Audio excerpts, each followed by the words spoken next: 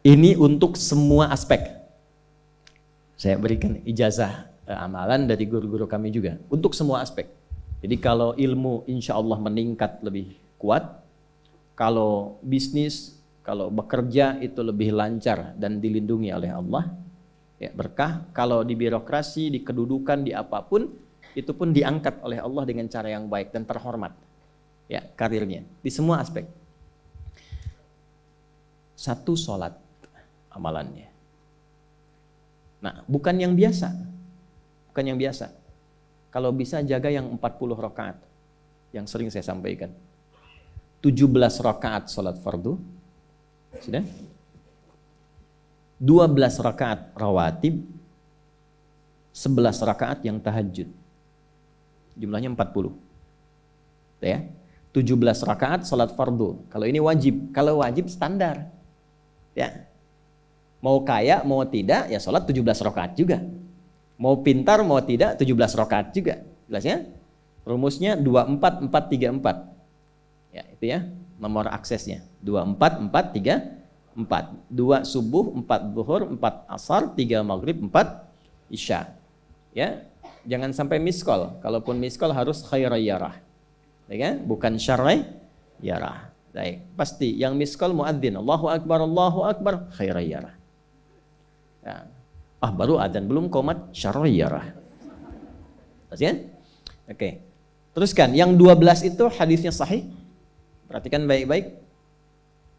Man shalla isnatai asyrata rak'atan fi yaumin wa lailatin. Siapa yang menunaikan salat sunnah 12 rakaat yang mengiringi salat fardunya siang dan malam. Sudah, arba'an qabla dhuhri, 4 rakaat sebelum zuhur. 4 rakaat sebelum zuhur. Teknisnya bisa langsung 4 atau 2-2. 2, kemudian salam, 2 rakaat lagi, salam. Jelas? Baik. Kemudian arba'an qabla dhuhri, rak'ataini ba'daha, 2 rakaat setelahnya. Setelah zuhur 2 rakaat. 4 tambah 2 berapa?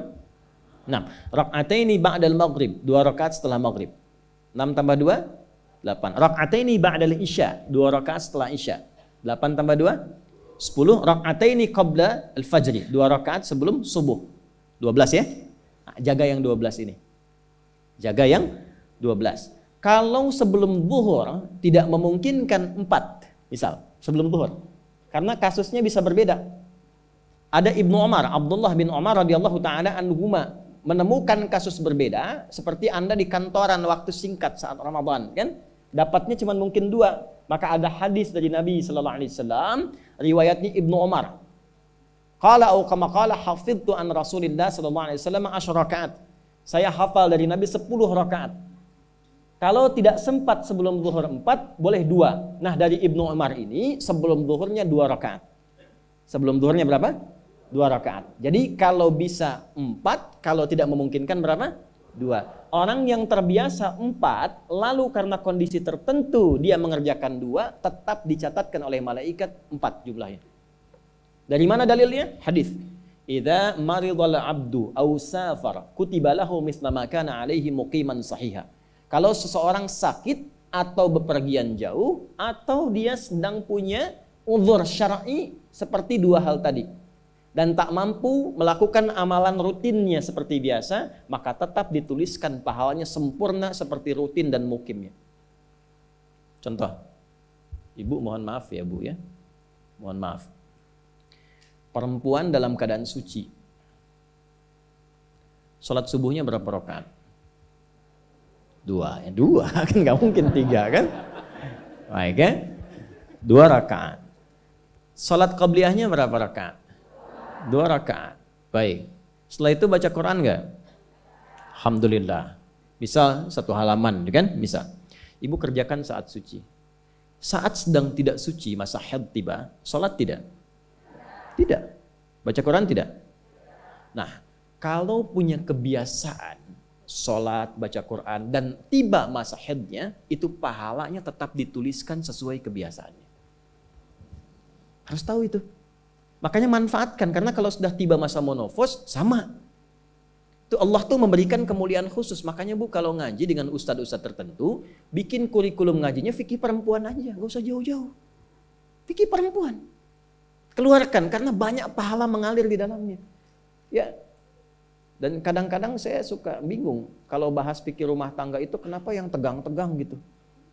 Sekarang fikih parenting sekarang tuh kayaknya menegangkan antara surga neraka aja tuh. Tanggung jawab suami, hati-hati dengan istri.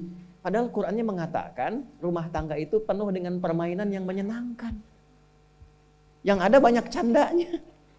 Gitu. Coba keluarkan tuh hadis-hadis itu ya. Ibu tahu salah satu istri Nabi ada namanya Sayyidah Saudah binti Zam'ah. Itu sepuh bu, usianya sekitar 70 tahunan ke atas.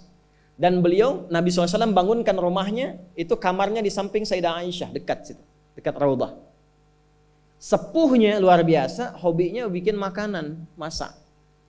Satu kali ketika beliau sedang ngolah tepung, Nabi pulang, pas kemudian bagiannya Sayyidah Saudah binti Zam'ah datang sedang ngolah tepung, atau dalam riwayat atau kama hadas, itu dicolek tepungnya, bermain bercanda, dicolekkan di keningnya, di kening istrinya.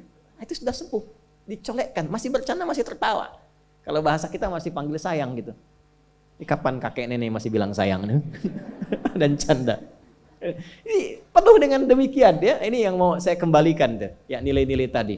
Jadi kembali ke sini, Bapak Ibu sekalian, kembali ke sini. Ya urutkan lagi, kita agak cepat masuk ke dalam pembagiannya. Detil pada pembahasan ini, satu salat 40 rakaat. Sudah? Yang fardu sudah dalilnya, yang rawatib sudah, terakhir yang 11 rakaat yang salat malam. Ya, 11 rakaat yang salat malam. Nah, ini 11 rakaat ini bisa warming up dulu 2 rakaat tanpa baca surat Al-Fatihah saja. Di Allahu Akbar langsung Al-Fatihah, tidak pakai iftitah, tidak pakai surat selain Al-Fatihah. Allahu Akbar, ya, a'udzubillahi minasyaitonirrajim. Bismillahirrahmanirrahim. Alhamdulillahirabbil alamin sampai waladhdallin, selesai amin langsung rukuk. 2 rakaat. Seperti itu. Itu namanya khafifatain. 2 salat ringan warming up untuk persiapan supaya hatinya itu bisa khusyuk, badannya bisa agak anget sebelum memulai tahajud. Barulah kemudian tunaikan 2 rakaat setelah itu, 2 rakaat setelah itu, 2 rakaat setelah itu, ujungnya tutup dengan 1. Ya, itu riwayatnya ada di dalam riwayat Abu Daud, nomor hadis 1367 dari Ibnu Abbas radhiyallahu taala anhuma. Ya, juga disampaikan dalam riwayat Ibnu Umar radhiyallahu taala anhuma ketika beliau mengatakan dari Nabi sallallahu alaihi wasallam, "Salatul laili mathna mathna, fa idza khasya ahadakumul fajra falyutir rak'atan wahidah." Kalau pengen mulai tahajud 2 rakaat dulu. Sampai merasa enak. Dan tolong ingat ya, tolong enggak usah panjang-panjang dulu suratnya. Untuk berlatih 11, mulai dengan 2 dulu. Kalau belum sempat 11, 2 dulu. 2 rakaat aja, tolong mohon jangan paksa tambah 2 rakaat. Itu pun bangunnya jangan terlalu malam. Jangan terlalu awal malam. Subuh jam berapa sekarang? Terjadi perbedaan pendapat. Oke, 4.25 lah ya.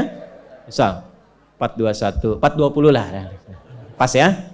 Misal kita ambil tengah-tengah 4.20. Sudah, bangun 4 kurang seperempat. Jam 4 kurang seperempat. Karena hadisnya mengatakan ada persiapan sebelum wudu. Ya. Karena Nabi sallallahu alaihi wasallam adalah kebiasaan Nabi sallallahu alaihi wasallam idza staiqadha min naumihi, kalau bangun dari tidurnya fajalasa, duduk dulu. Duduk. Wa masaha biyadihi min athari naumi, kemudian menghapus bekas ngantuknya. Ya, menghapus jejak ngantuk dengan bagian tangan yang bersih. Itu kan butuh waktu. Ya. 4.15 bangun. Duduk dulu, atur alarm. Ya, alarm mungkin ya 3.15, 3.30, ya, kemudian jam 4 terakhir. Alarm pertama untuk mematikan alarm kedua. Alarm kedua siap-siap, alarm ketiga sadar. Ya, kan begitu kan? Ya. Ya begitu, itu rumusnya. Nanti kalau sudah ayat tahajud, masuk Al-Isra, nanti saya jelaskan. Itu ada isyaratnya di Quran. Bukan isyarat alarm ya, tapi isyarat perjuangan kita untuk bangun. Jadi 4 kurang 15 itu adalah persiapan supaya jam 4 bisa wudu. Ya, begitu jam 4, thumma dhahaba ila shinin mu'allaqah, pergi ke tempat kemudian berwudu, tempat tertutup, wudu, selesai, balik lagi, kan 4.20 adzan kan? Misalnya 4.10 mulai sholat. Kalau 2 rakaat kan gak lama-lama. 5 menit, witirnya 1 menit, 3 menitnya istighfar, nunggu subuh.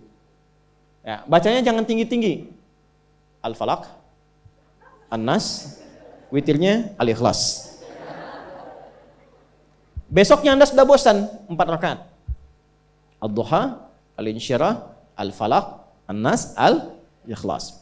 Besoknya terus sampai bosan tambah 6 rakaat sampai konsisten 11. Jelas? Mulai dengan seperti itu, 11 tambah 12, kan berapa? 23 tambah 17, 40. Tolong jaga ini, selama hidup tunaikan aja. Kalau tidak percaya, silahkan coba, nanti lihat apa perubahan yang terjadi dalam kehidupan.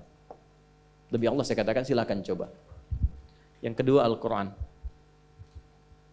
Yang kedua apa? Al-Quran. Kan ada 3 tadi ya? 1, salat, kedua Al-Quran. Jangan lewatkan 1 hari tanpa baca Al-Quran. Walaupun hanya 1 ayat. Walaupun hanya 1 ayat. Walaupun keterlaluan sih 1 ayat itu. Ya. Alif Lam Mim dah. Pesan Ustaz kan 1 ayat. Nun dah. Okay. 1 halaman. Nah, biasanya begini, semakin banyak dibaca, semakin terjadi perubahan yang berbeda. Kalau ingin nguji begini, hari ini baca 1 halaman, besok baca 2 halaman. Nanti lihat perubahan yang terjadi antara hari ini dengan besok. Pasti ada pengaruh. Paling minimal, Allah akan jaga keadaan diri kita dari berbagai bentuk kegelisahan. Semua tenang aja. Ada masalah apapun, kasih ketenangan, kasih ketenangan. Dan ketenangan itu paling mudah melahirkan solusi. Jelas? Oke, 2, Al-Quran. 3 kira-kira apa? 3 apa kira-kira? 3, jaga wudhu. Gak pakai jaga wudhu. 1, sholat. 2, Al-Quran. 3 apa? Jaga wudhu. Apa dampak psikologisnya jaga wudhu? Tidak ingin batal wudhunya. Kalau orang tidak ingin batal, maaf kalau kebanyakan bohong batal tidak. Maksiat, itu batal maknawi. Makanya orang punya wudhu itu pasti kalau dia selalu jaga wudhunya akan terjaga dalam kebaikan. Karena fungsi wudhu salah satunya mencegah maksiat. Itulah sebabnya setelah wudhu kita doa taubat. Coba selesai wudhu kok taubat. Asyhadu an la ilaha illallah wa asyhadu anna Muhammadan Rasulullah. Kemudian Allahumma ja'alni minat tawwabin. Ya Allah, jadikan aku orang yang selalu tobat, bebas dari maksiat. Itulah rahasia wudhu. Salah satunya menjaga seseorang dari perbuatan maksiat. Ya, tidak bermaksiat, jaga wudhu. Saya itu banyak bercanda dengan keluarga, termasuk anak-anak. Bercanda terus, tapi serius dalam 3 hal. Salat, Quran, dan jangan pernah bermaksiat. Itu kalau anak saya itu pegang, Bu, Pak, ini cerita aja ya. Pegang mushaf nggak benar aja, itu bisa saya lempar dari jauh. Minimal saya teriaki. Pegang mushaf nggak benar, bukan nggak baca. Pegang mushaf, misal mushaf harusnya begini, misalnya dia pegang begini, atau taruh di atas paha, kaki, misalnya apa, itu bisa saya lempar dari jauh. Perbaiki. 3 itu serius. Ya, karena itu adalah sesuatu yang bisa merubah kehidupan kita, dan itu yang paling memuliakan kita dan dimuliakan kita dengan itu. Itu poinnya. Tapi yang lain kita bisa bercanda. Sholat, jangan main-main. Karena itu inti kebahagiaan hidup kita. Dan maksiat itu yang paling fatal mengantarkan pada, maaf, kehidupan akhirat yang buruk. Neraka itu kan karena maksiat. Nah, 3 itu ya, tolong jaga, nanti lihat perbedaannya. Silahkan.